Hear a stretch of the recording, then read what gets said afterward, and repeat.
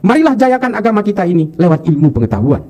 Kalau lewat jalur politik, apalagi dengan mimpi-mimpi khilafah yang didengung-dengungkan oleh Hizbut Tahrir, oleh Ikhwanul Muslimin dan sebagainya, ini pada akhirnya akan membawa dekadensi terhadap dunia Islam sendiri.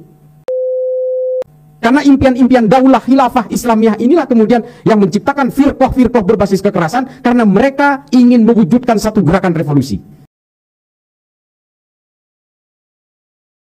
Naik pesawat tidak mungkin, naik haji tidak mungkin nggak naik pesawat.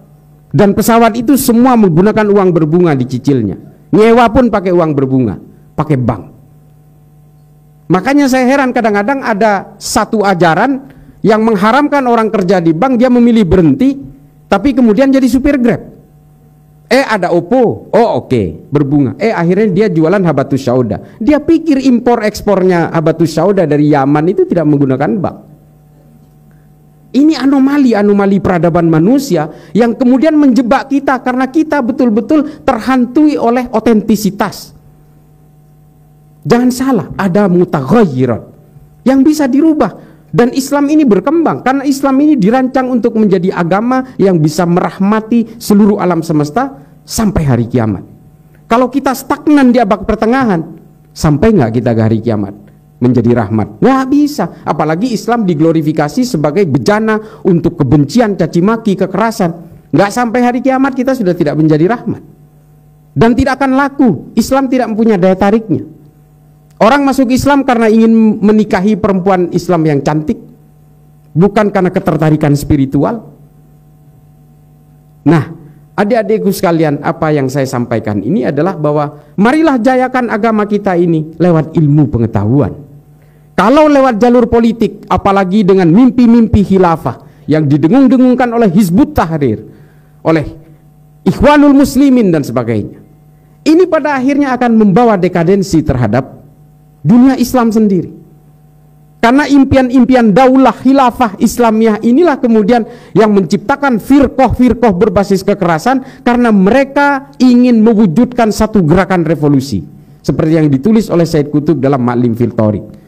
Perlu saya kasih gambarannya kalau ada yang belum tahu tentang Ma'lim fil Thariq.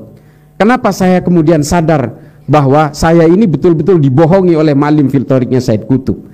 Setelah saya baca bukunya Lenin, namanya L'état et la Révolution, State of Revolution.